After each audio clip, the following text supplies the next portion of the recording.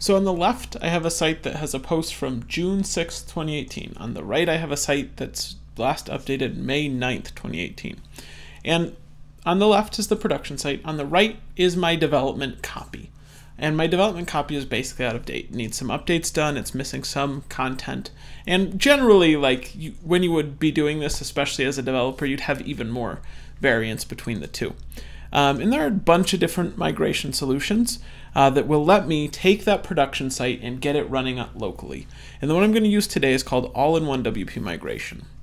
And so if I go into, on both sites, I will go into my plugins add new screen, and I'll just look for All-in-One right there.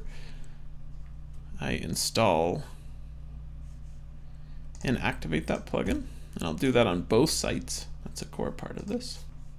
Once we've got it running on both, which will take just a second more, then on the one I'm coming from, so this is the production site in my case, or just the from database, that's what I'm doing on my left. My from site, I'm going to go to All-in-One WP Migration, which is under Tools right there. And on my right, I'm going to make sure that I've got that plugin activated.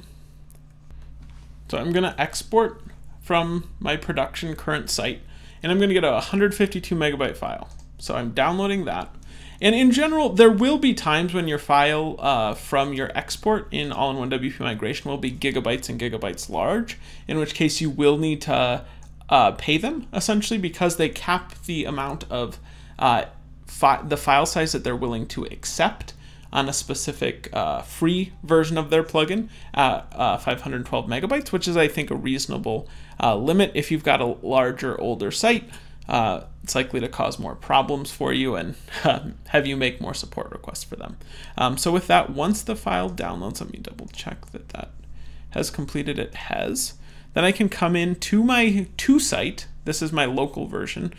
You can see by the localhost in the address bar. I can drag that uploaded file there onto the import, and it's just effectively going to upload it. And so this would work, you know, if you're moving between, you know, your old GoDaddy hosting to your SiteGround hosting, or your SiteGround hosting to a WP Engine hosting, or your local to the remote one, or your remote to the local. All of the, in any case, the way you do this with All-in-One WP Migration is you get the from site, you download that file, that WPress file, you upload it to the other site, and then it's doing exactly as it's doing on the right here.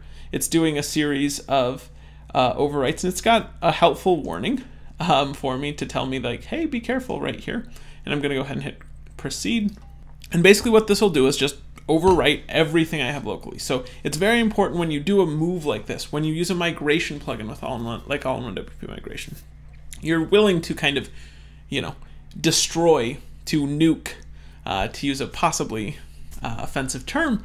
Yeah, you know, you're going to destroy everything locally, and you're accepting that because that way it's successful. So on the right, All-in-One WP Migration gives me a possibly necessary hint, which says I need to save my permalink structure twice. And so it'll link me over to the permalink settings for my site. I'll need to log in again to my site. Password. And I'm logging in as if I am on the remote site, although in this case I was using the same one in both cases. And so by saving the permalink settings twice, they're saying come here and hit the save changes button twice. I don't know if it's superstition or if it's just good advice, but now if I go to the front page of both of my sites and I scroll down so that I can see the post, I see that they are now back in sync. I have June 6th on the top of both, and if I go to the dashboard on both the local, which is the right, and the remote, which is the left, that the dashboards now look identical. 132, 6 posts, 2 pages, etc. So we're all set, and that is how you move a site with All-in-One WP Migration.